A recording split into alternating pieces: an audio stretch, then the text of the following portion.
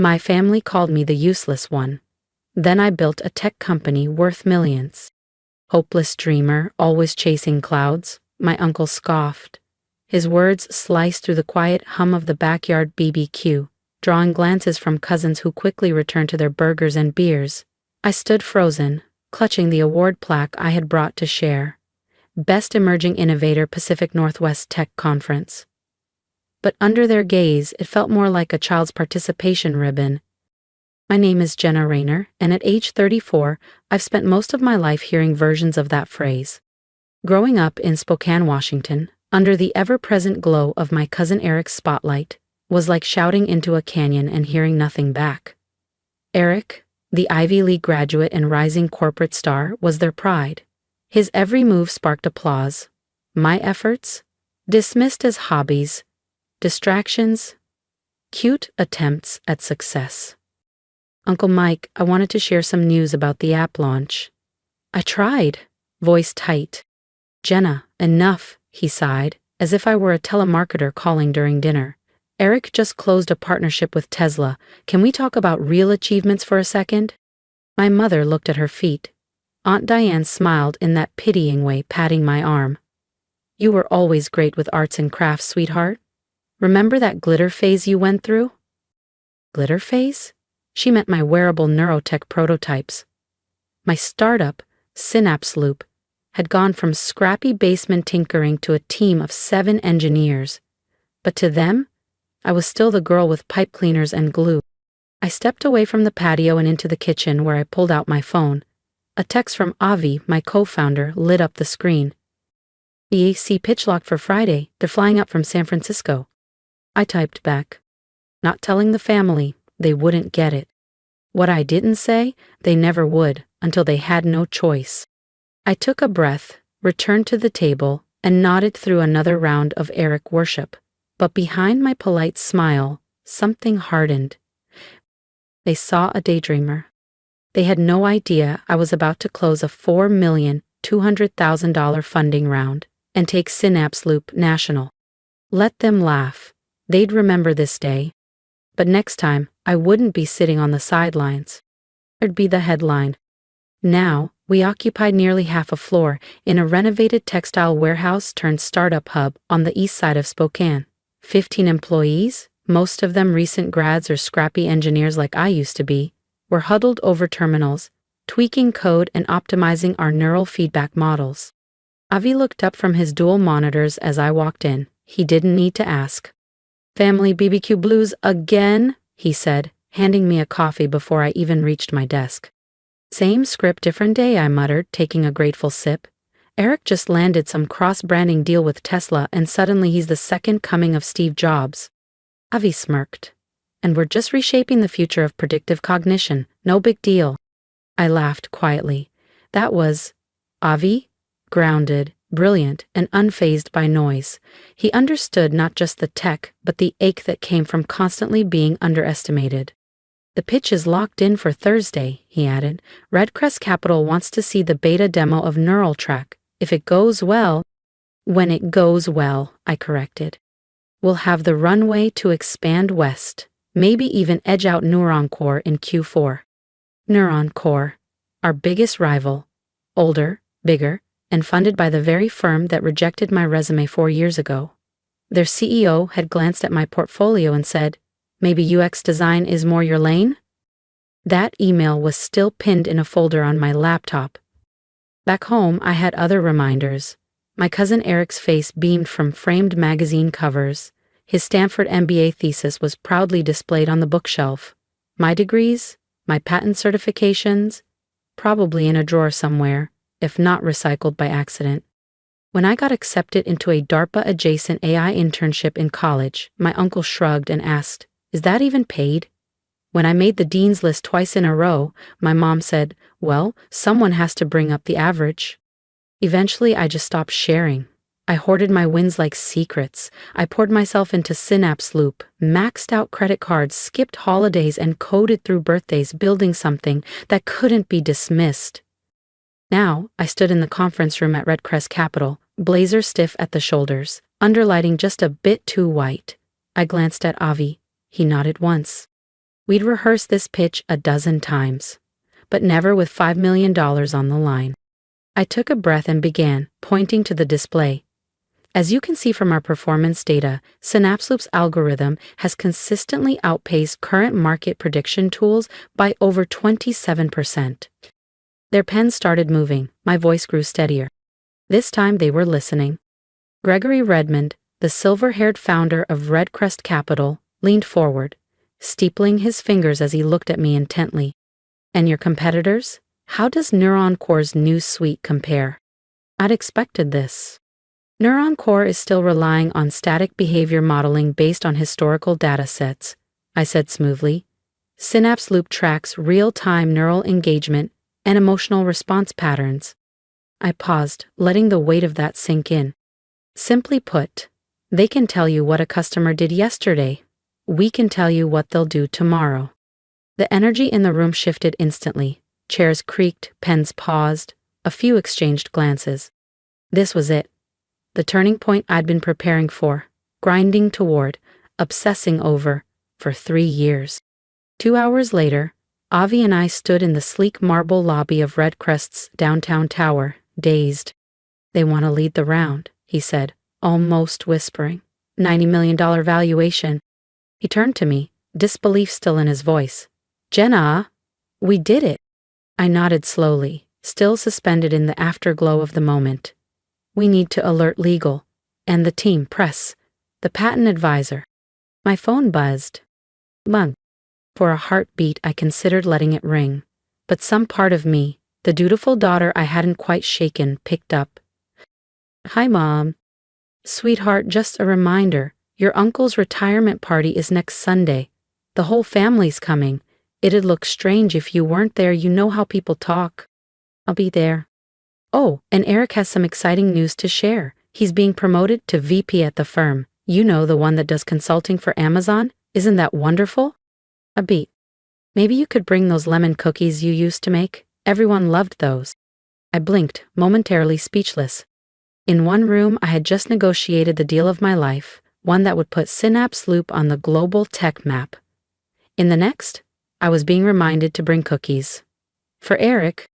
Actually, I said, my voice light, I might have some news to share too. That's nice, honey, just remember, not too much sugar, your uncle's pre-diabetic now. As she rambled on, I glanced at Avi. He arched a brow. I shook my head with a tired smile. Still the same, I mouthed. But I wasn't. That week became a blur. Lawyers, contracts, strategy calls, PR drafts. My inbox flooded. My sleep disappeared. But by Thursday morning, I was sitting at my desk, skimming the final signed term sheet. Synapse Loop was no longer a scrappy dream. We were about to become a $90 million force. If you've ever been underestimated by the people who should have believed in you the most, hit that subscribe button. You won't want to miss what happens when Jenna walks into that retirement party with a secret that's about to change everything. Avi burst into my office, his usual calm traded for electric excitement. Have you seen it? He asked, practically shoving his tablet into my hands. I blinked, my vision slightly blurred after hours of squinting at term sheets. Seen what? Forbes, Business Insider, Wall Street Journal, they're all running it. I took the tablet, and there it was. My face, front and center on Forbes' homepage. The headline read, "The brain behind Synapse Loop, Jenna Raynor becomes the youngest female CEO to disrupt predictive tech." My stomach flipped. The announcement wasn't supposed to go live until next week, after the lawyers signed off on the paperwork. After I had the chance to tell my family, I skimmed the article. It covered everything: the $90 million valuation, our competitive edge over Neuron Core, the uphill climb from a Spokane basement to the national spotlight. My inbox started to vibrate non-stop as Avi opened tabs. Business Insider broke down the neural mapping technology. The Wall Street Journal focused on how our rise was shaking up traditional market analytics. But the one that stopped me cold? The Spokane Daily headline. Local engineers start up rockets to $90 million. Family never knew. They would see it. Everyone would. As if on cue, my phone exploded with messages. Old classmates, colleagues I hadn't heard from in years, even a few distant cousins with LinkedIn requests. But nothing from my mother. Nothing from my uncle. Nothing from Eric. The silence was louder than the headlines. Avi nudged me. "This is massive, Jenna. We should celebrate. Call the team. Champagne at Lava Lounge tonight?" I nodded slowly, still reeling. "Yeah, but first I need to make a call." Once he left, I stared at the phone, then hit dial. "Raynor residence," came the clipped voice I hadn't heard in months. "Hi, it's Jenna." A pause, then my uncle's voice turned cold. "Oh, I suppose you think we're impressed, making a spectacle of yourself in the business pages." I blinked. That wasn't planned. The press jumped the gun. I was going to. "Eric has been building his career the right way, quietly, respectfully. You always needed attention. Lights, headlines." The sting I expected came, but something new rose with it. Fire. A show? My voice tightened. "I built Synapse Loop from scratch. No favors, no family fund, no support. While you all called me a hobbyist, I was building a revolution."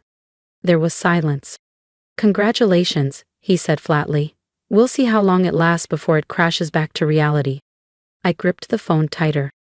This time, I wasn't backing down.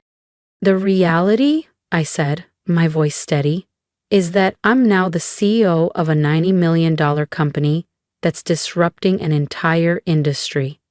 That's not just some articles. That's real." There was a pause. Then his voice dropped into that familiar patronizing cadence, the one he reserved for life lessons I never asked for. "Listen to me, Jenna.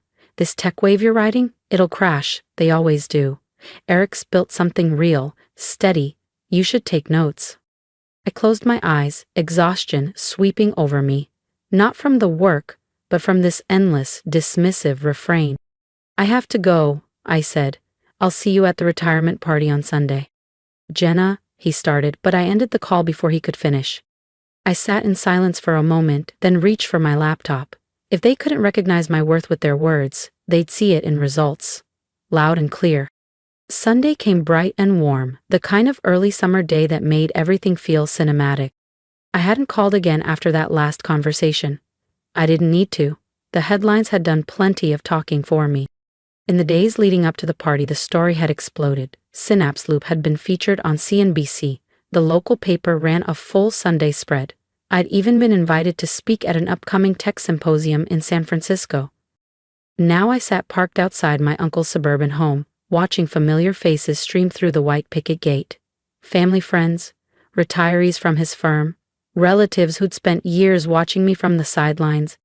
I checked my reflection in the mirror, slipped on my designer sunglasses, and stepped out of my new Jaguar Phaeton.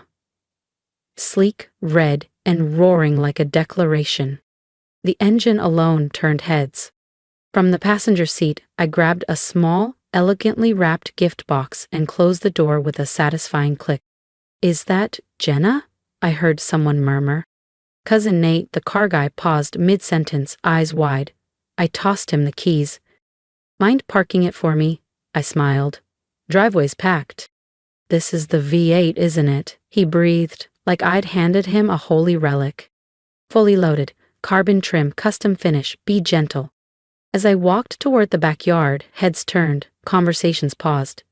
I didn't rush. The scent of grilled ribs and fresh lavender wafted through the air. But I wasn't the same woman they used to overlook. My cream suit, deep blue silk blouse, and sleek heels spoke before I even opened my mouth.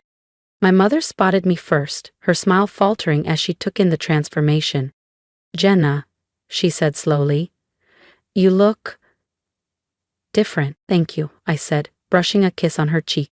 "Where's Uncle Mike?" I held up the small package. "I brought him something. Stick around, because what's in that little box? Let's just say it's the moment everything shifts. Hit subscribe so you don't miss the next twist." My mom gestured toward the grill, where Uncle Mai stood at the center of his universe, tongs in hand, surrounded by uncles, former co-workers, and neighbors who hung on his every word about the perfect sear. I approached the group, feeling the shift in atmosphere as conversations trailed off one by one. "Uncle Mike," I said, offering the small, neatly wrapped box. Happy retirement. He turned slowly, eyes sweeping over me from head to toe. For a second, I thought he might say something cutting, or walk away altogether. But he took the box. You didn't have to bring anything, he said, voice flat. I wanted to, I replied, meeting his gaze without flinching. 30 years. That's no small thing. A few of the men nearby exchanged looks, recognition flashing in their eyes. I could tell some of them had read the headlines, probably seen my face in their LinkedIn feeds. They looked from me to him, then back again, clearly picking up on the cool undercurrent between us. Well, he muttered, turning back to the grill without opening the box. Can't let these steaks char. Of course not, I said with a polite smile. Wouldn't want to ruin the main event. I turned away, not waiting for a response, and crossed the yard toward Eric and his wife Melissa, who stood under the patio umbrella, both watching me with thinly veiled surprise. Quite the entrance, Eric said, his signature confidence cracking ever so slightly. Nice car. Thanks, I smiled. Business seems to be going well for you too. Ma mentioned the VP title. Congrats. He opened his mouth, but Melissa jumped in first. We saw the articles, Jenna. Your company is... Honestly, it's incredible. Her voice was sincere. Curious. Not the condescension I was used to. Why didn't you ever tell anyone what you were building? I met her eyes. I did, more than once. No one was listening. Eric shifted, clearly remembering all the dinners where I'd tried to talk about my work only to be waved off or talked over. His cheeks flushed faintly. To his credit, he looked down for a beat. Well, Melissa said, pressing forward, we're definitely listening now. Everyone is. 90 million? That's no joke. I noticed the heads turning nearby. The number had caught attention. Conversations paused, forks lowered. Thank you, I said. It's been a long road, but the tech is changing the game. We're redefining how businesses understand their customers. Eric cleared his throat. I'd like to hear more, sometime. I nodded. I'd like that too. Maybe we could grab lunch sometime, Eric said, adjusting his collar. I think my firm might even be interested in implementing your system. Predictive modeling could really enhance our client segmentation. The irony hit hard. 3 years ago, I had approached Eric with early demos of Synapse Loop, hoping he'd see the potential and help me open doors. He'd waved me off, suggesting I get a few years of real-world experience first. Maybe join an established firm before playing entrepreneur. I'll have my assistant reach out, I replied smoothly. The corporate polish rolled off my tongue like second nature. We're booked through Q2, but we might be able to squeeze you in. His smile faltered. I had spoken to him not as a cousin but as a vendor, and for once the power dynamic was mine. Before he could recover, Aunt Diane swooped in, dousing me in perfume and performative affection. Jenna, darling, why didn't you tell us you were doing all this? Forbes, tech headlines. We're all so proud. The same woman who'd called my work your little computer hobbies at Thanksgiving now beamed like my lifelong supporter. I tried, I said, keeping my expression even. It just never felt like the right time to share. As the sun lowered, the entire vibe of the party shifted. Cousins and family friends who used to orbit Eric now gravitated toward me, asking about neural engagement, predictive analytics, even startup life. I answered politely, but with a kind of guarded grace. Not cold, just professional. And I could feel the shift unsettling them. I glanced toward the grill. Uncle Mike stood alone, tongs idle, still not having opened my gift. A custom engraved watch I had made with the words, "To new beginnings, love, Jenna." Eventually, as dessert trays came out, he tapped his glass with a fork. Conversations fell quiet. Thank you all for being here, he said, his voice carrying over the lawn. Retiring after 30 years. It's meaningful. Having all of you here means a lot to me and Diane. He ran through stories from his time in engineering, gave shout-outs to old colleagues, then turned toward the family. And of course, I'm proud of my children. Eric, making strides at Northwest Financial, just promoted to VP. Polite applause. Then he looked at me. And Jenna, he continued, voice tightening, who, apparently, has been quietly building something none of us fully understood. Silence fell. I always said she was the emotional one, he added, half laughing, though only a few joined in. But it seems I underestimated just how far emotional intelligence can take a person. It wasn't an apology, not even close. But it was the first time Uncle Mike had ever publicly acknowledged that he might have been wrong about me. And as the clink of raised glasses rippled across the yard, I noticed something new in the eyes of our extended family. Respect. Not surprise, not confusion, just a quiet, dawning realization that I was no longer the one who never quite fit in. The retirement party carried on into the evening under soft string lights strung through the trees.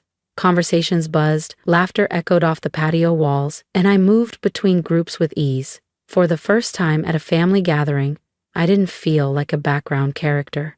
I felt seen. It was subtle but powerful, the shift in energy. Cousins who once barely remembered what I did now asked me about market strategy and leadership. My aunts, once skeptical, listened intently when I explained the company culture we were building at Synapse Loop. Later I found a quiet moment alone with Uncle Mike. He stood near the edge of the yard, a glass of whiskey in hand, gazing at the flower beds my aunt had carefully cultivated over the years. "You never opened your gift," I said gently, nodding toward the box still sitting on the gift table. He looked at me, really looked this time. I was waiting for it to quiet down. I gave a small nod. Whether it was a reason or an excuse didn't matter anymore. "So," he said after a long pause, "CEO, yeah, of a $90 million company." I met his eyes. "That's right." He swirled his drink, the ice clinking softly. "And the youngest woman to do it," they said. "So, I've heard." The silence that followed wasn't uncomfortable, just heavy, with everything unsaid over the years. "I don't understand any of it," he finally admitted. "The tech world, algorithms, predictive models. Back in my day, business was simpler. You made something, you sold it." I thought about trying to explain neural engagement data and behavioral forecasting, then stopped. "You don't need to understand the tech," I said. "Just understand that I built something real, and it matters." He nodded, slow and thoughtful. Then, with a slight smile, he tilted his head toward the driveway. "That car, that's something." I smiled. "It's not a statement, it's a thank you to myself for all the years no one else did." "Still," he said, a flicker of pride creeping into his voice, "you knew what pulling up like that would do." "Yes," I admitted. "I did." Investors, engineers, journalists, and local business leaders filled the plaza in front of our new headquarters for the ribbon-cutting ceremony, a gleaming structure of glass and steel nestled in downtown Spokane. To my surprise, my entire family showed up. My Aunt Diane was the first to greet me, pulling me into a hug tighter than I expected. "We're so proud of you, Jenna," she said softly. "I'm sorry if we didn't show it before." I returned the embrace, feeling the truth in her voice. She had always been caught between my uncle's stern dismissals and her quieter instincts to believe in me. Today, she didn't have to pick a side. Eric approached next, looking a little out of place in a sea of startup types, clutching a small gift bag and clearly overwhelmed. "This is incredible," he admitted. "Seriously, Jenna, I had no idea this is what you were building." I gave a small smile. "That's because you never asked." There was no bitterness in my tone, just honesty. The success had dulled the sting of all the years he hadn't seen me. And then there was Uncle Mike, lingering near the entrance like a guest who wasn't sure whether he belonged. He was wearing the watch I'd given him, I noticed. That alone made my chest tighten.